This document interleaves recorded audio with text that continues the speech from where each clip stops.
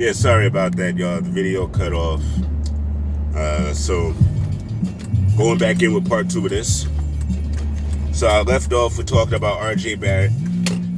Black Moon, buck him down in the background. You know what it is. So yeah, RJ's pressing, but the offense kind of needs to go through him. I feel like from this point on, again, he was the 3rd overall pick. So this is kind of where I feel like the future of the team is going anyway. So you might as well just get started. Stop. Don't focus it towards RJ over Randall. I really feel like that's necessary. All right. So we've already covered. We've covered Frank. We've covered RJ. We've covered the ineptitude of Randall. We've covered Taj needs to come off the bench and Mitch needs to start. We talked about that. What else?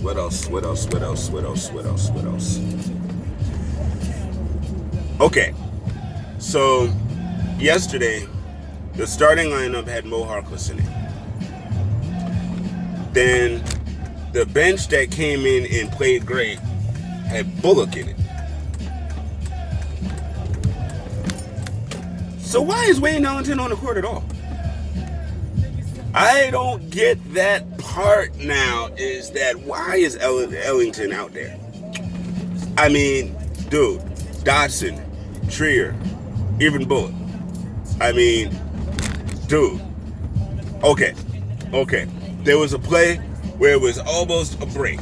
They were running, and Ellington was out there, and he slows down and pulls it back up around the top of the key as opposed to darting to the basket.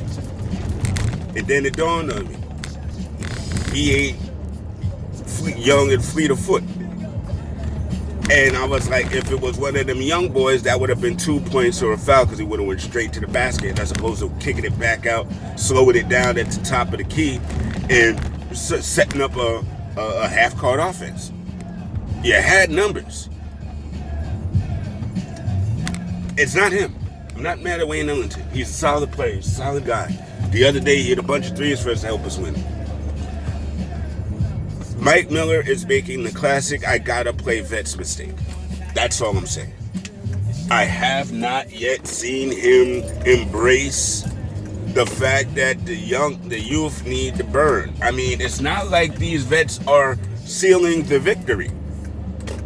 And yes, I know fan base, y'all been talking about that. A bunch of y'all been talking about that. That's fair. I was all kind of waffling on that a little bit at the time. I'm not anymore. I get it. We've got like 18 games left in the season, man. I mean, this is not Wayne Ellington resume time. You know what I mean? To be perfectly honest, this isn't Bullock resume time either. To be perfectly honest, both of them two dudes need to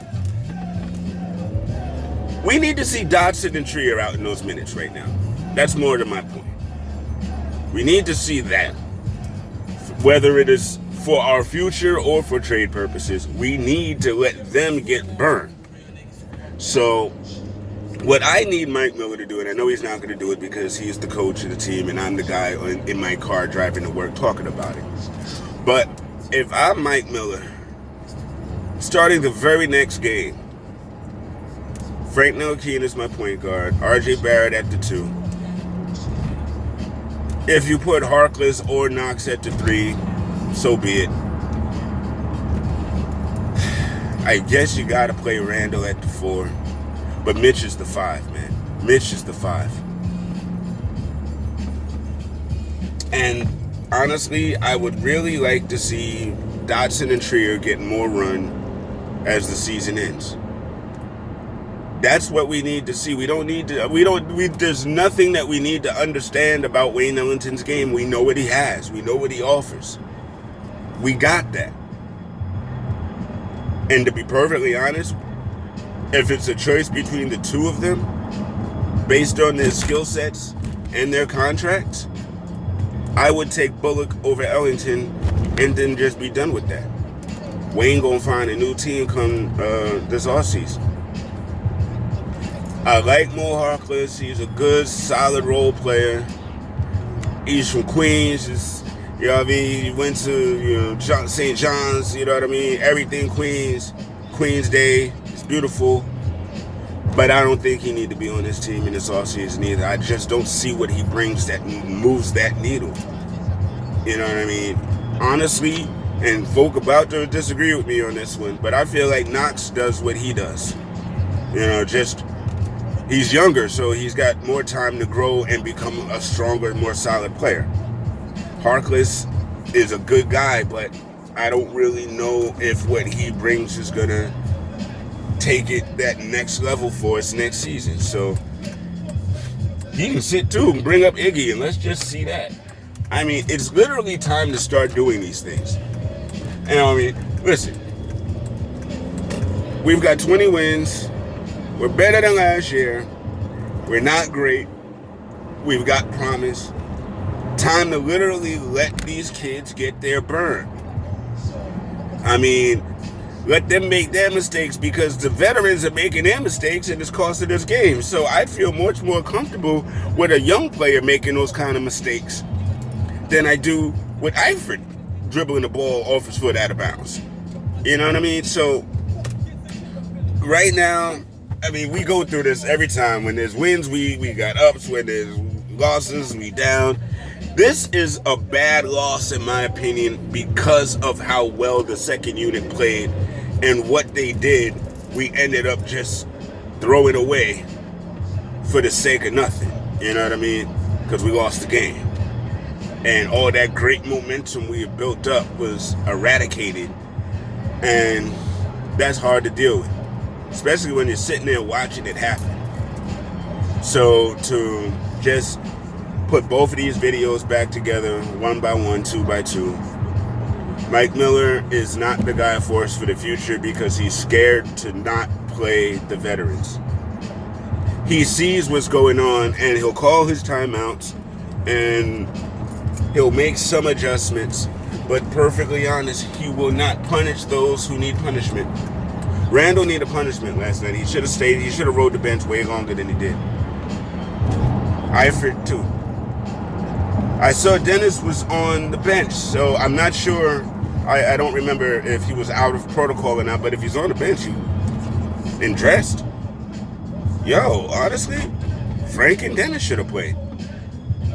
I mean, at the end of the day, Dennis could have done no worse than Eifert. Just saying. You couldn't have done no worse than Eifert. So, Mike, you got to get into your rotations and change some stuff up. That's what your fans want to see. That's what the fans want to see. We know we got pieces. We know that. But now we need to see the pieces working together. Yesterday in the second unit, it was mostly the kids, and that worked. You got to understand that. That's our future. Perry, I'm mad with you about this Randall thing because he's not a perfect fit. You know what I mean? He's gonna be a fit for somebody. He's just not a fit for what we are doing right now. You can't have your quote unquote best player take everybody out of the rhythm of the offense for them to get going.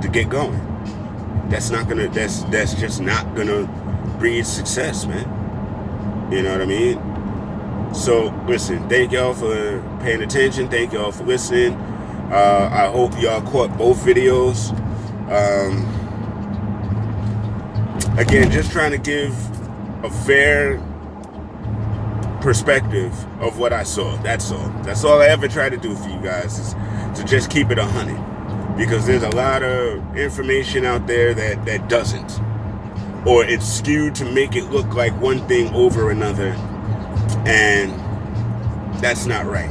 Like, even for example, this morning on Nick Wright's Dumb Behind show that normally I don't watch at all, they had Jay Wright on there. And of course, Villanova's playing well and they're going into the Big East tournament. So of course they had to bring up, oh, so are you ever going to coach the Knicks?